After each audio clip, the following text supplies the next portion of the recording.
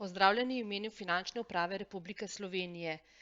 S 1.7.2021 se sistem Mini-Vem širi na vse storitve med podjetji in končnimi potrošniki, ki se opravljajo v državah članicah, v kateri ponudnik nima sedeža, prodajo blaga na daljavo znotraj Unije in na nekatere domače dobave blaga. Sistem vse na enem mestu vključuje naslednje posebne ureditve. Posebna ureditev za storitve, ki jih opravljajo davčni zavezanci, ki nimajo sedeža v Uniji, tako imenovana neunijska ureditev, posebna ureditev za prodajo blaga na daljavo znotraj Unije, za dobavo blaga v državi članici prek elektronskih vmesnikov, ki omogočajo dobavo, in za storitve, ki jih opravljajo davčni zavezanci, ki imajo sedež znotraj Unije, vendar ne v državi članici potrošnje, tako imenovana unijska ureditev, in pa posebna ureditev za prodajo blaga na daljavo s tretjih ozemelj ali iz tretjih držav uvoženega blaga, tako imenovana uvozna ureditev VEM.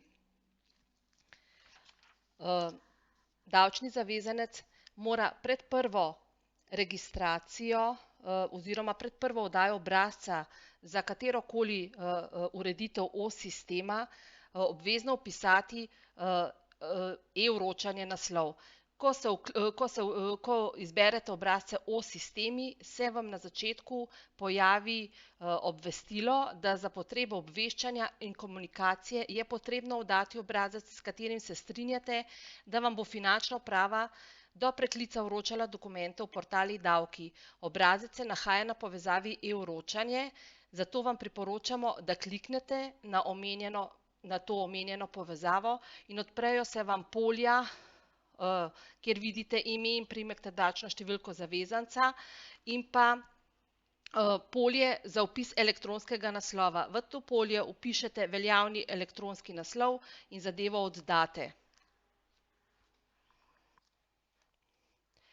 V naboru dokumentov na e-davkih izberete obrazce sistem. Ob kliku na te obrazce se vam odpre drevesna struktura različnih obrazcev za unijsko, neunijsko ureditev in pa za uvozno ureditev. Pomembno je, da si zapomnite, da se v unijsko ureditev v Sloveniji lahko vključi davčni zavezanec, ki ima v Sloveniji sedež svoje dejavnosti. Če davčni zavezanec nima sedeža svoje dejavnosti v Uniji, ima pa v njej stalno poslovno enoto, lahko ima eno stalno poslovno enoto v več različnih državah Unije, se lahko v posebno unijsko ureditev vključi v eni od držav, v kateri ima navedeno stalno poslovno enoto. Če na primer kot državo identifikacije izbere Slovenijo, je ta odločitev za davčnega zavezanca zavezujoča v koledarskem letu, v katerem jo sprejme, in še naslednji 2 koledarski leti, pri čemer države članice identifikacije ne more spremeniti, razen če je stalna poslovna enota v Sloveniji prenehala delovati ali pa je bila premeščena v drugo državo. Če davčni zavezanec nima sedeža v Uniji, se lahko v unijsko ureditev v Sloveniji vključi le, če dobavlja blago na daljavo in se odpošiljanje ali prevoz začne v Sloveniji. Če se blago odpošilja ali prevaža iz več držav članic, lahko davčni zavezanec za državo članico identifikacije izbere katerokoli od teh držav članic. Ta odločitev je prav tako zanj zavezujoča v tekočem koledarskem letu in pa v naslednjih 2 koledarskih letih. V okviru unijske ureditve je davčni zavezanec identificiran za uporabo sistema VEM z isto individualno identifikacijsko številko za DDV, s katero je identificiran za domače obveznosti v zvezi z DDV-jem. Če davčni zavezanec nima sedeža v Uniji, mora pred vključitvijo v unijsko ureditev v Sloveniji najprej pridobiti slovensko davčno številko in se identificirati za namene DDV v Sloveniji v splošno ureditev.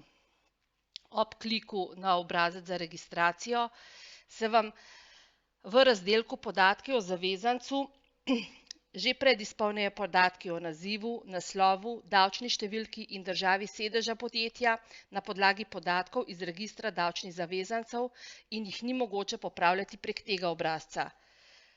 Podatki o naslovu, nazivu, davčni številki in državi sedeža podjetja so enaki, kot so bili tudi že v poslovnem registru. Na tem delu zavezanec lahko vpiše le nekaj podatkov, in sicer trgovsko ime, če je to trgovsko ime drugačno, kot je sicer naziv zavezanca in pa prosto lahko vpisuje podatke o državi sedeža podjetja, če je ta zunaj Unije, o identifikacijski številki za DDV v državi sedeža podjetja ali o davčni številki v državi sedeža podjetja. To vpisujejo le tisti davčni zavezanci, ki v Sloveniji nimajo svojega sedeža, in kar pomeni, da tudi niso prijavljeni v poslovnem registru prebivalstva. Pod datum začetka uporabe posebne ureditve davčni zavezanec lahko vpiše prvi dan koledarskega tromesečja, ki sledi dnevu, po katerem se je zavezanec prijavil. Unijska ureditev je namreč kvartalna ureditev, kar pomeni, da se zavezanec lahko vključi v posebno ureditev s prvim dnem naslednjega kvartala. Ne more pa biti ta datum pred 1. 7. 2021, ko se ta ureditev lahko začne uporabljati. Na samem obrazcu imamo tudi dve izjavi, in sicer prva izjava, s katero izjavljate, da ste davčni zavezanec, ki omogočate dobavo blaga znotraj Unije z uporabo elektronskega vmesnika. To izjavo lahko označi davčni zavezanec s sedežem v Sloveniji, ki omogoča dobavo blaga na daljavo in domače dobave prek elektronskega vmesnika, če je blago prejel od davčnega zavezanca, ki nima sedeža v Uniji, ima pa v Sloveniji skladišče blaga, iz katerega se opravi dobava, in pa davčni zavezanec s sedežem izven Unije, ki ima v Sloveniji skladišče blaga, iz katerega se opravi dobava blaga na daljavo in domača dobava prek elektronskega vmesnika. Davčni zavezanec, ki omogoča dobavo blaga na daljavo z uporabo elektronskega vmesnika, kot je na primer trgovinska platforma, portal ali podobno sredstvo, se šteje za domnevnega dobavitelja, kar pomeni, da ni dejanski dobavitelj določenega blaga, ampak omogoča le dobavo tega blaga preko elektronskega vmesnika.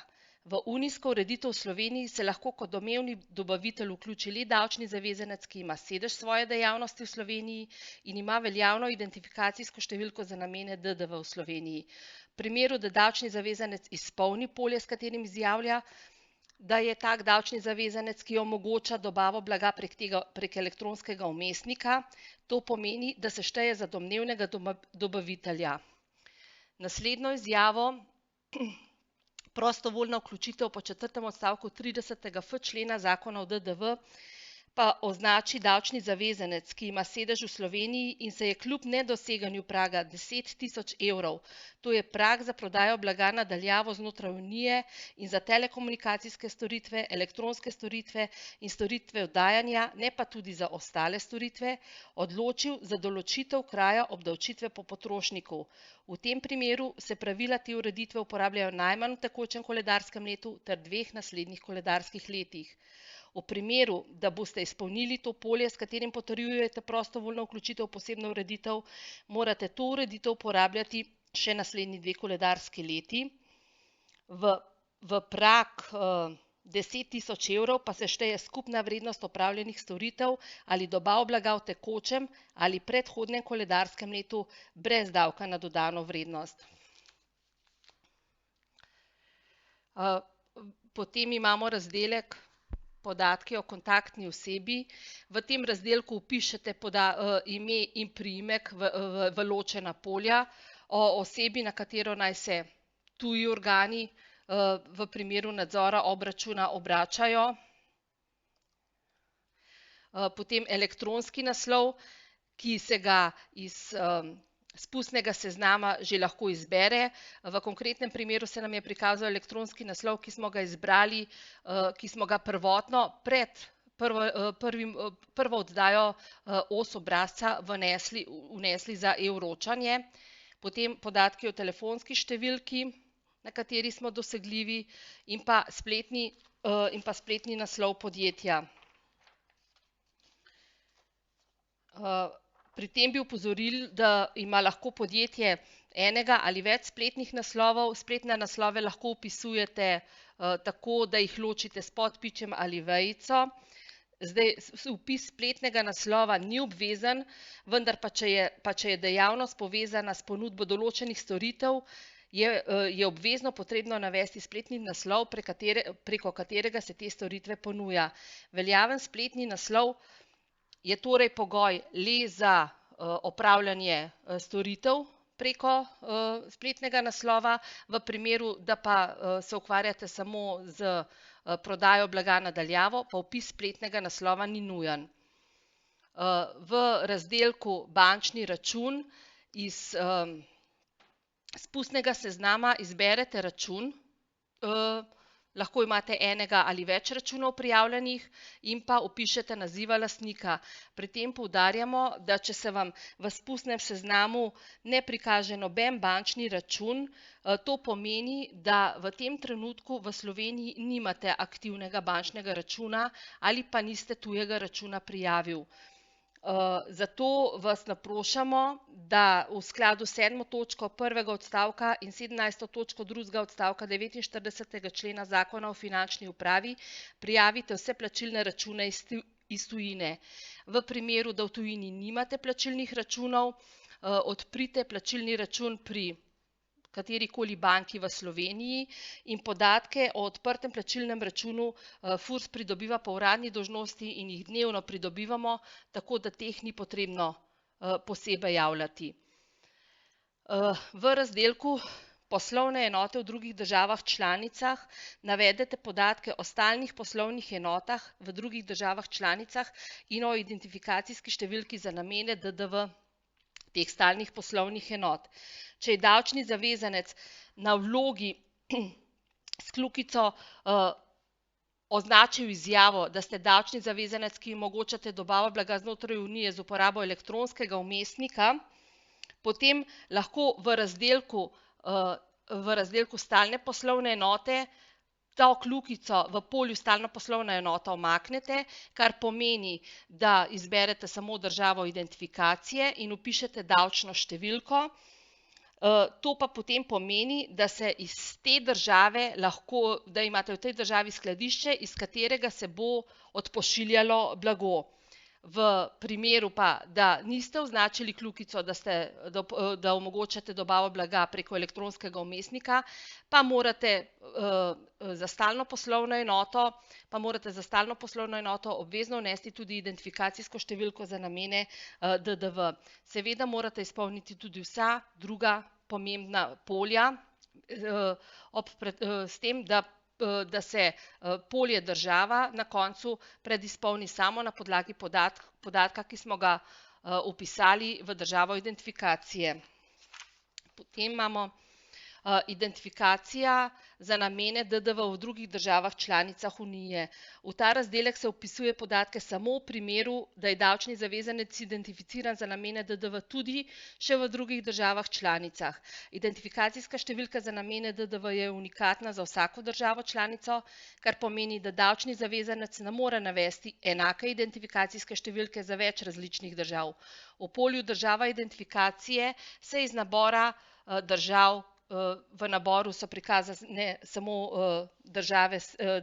unijske države, izbere ustrezno državo in v polju ID za DDV vpišete samo številčno oznako identifikacijske številke brez predpone.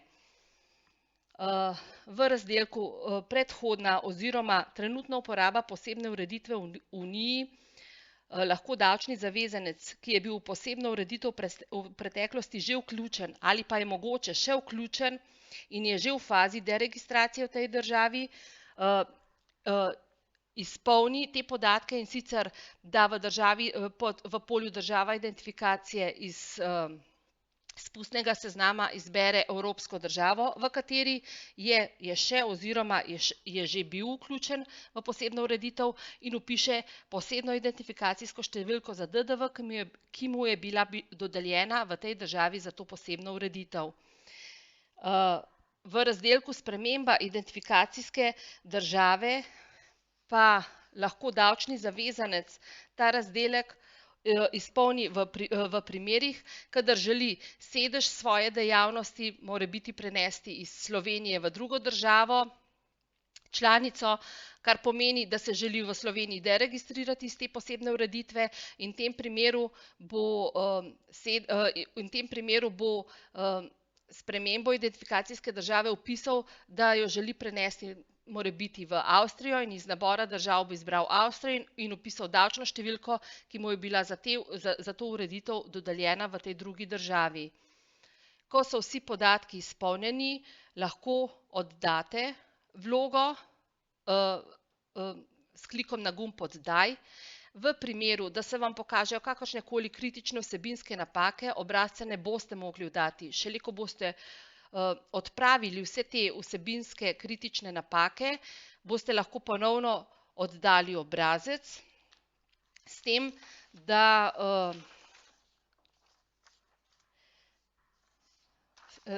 boste morali ta obrazec podpisati z številčno kodo in takoj, ko bo obrazec digitalno podpisan, bo vložen na portal eDavki. K temu obrazcu lahko prilagate tudi različne priloge, ki pa jih lahko priložite tudi že potem, ko je obrazec uspešno vložen na eDavkih.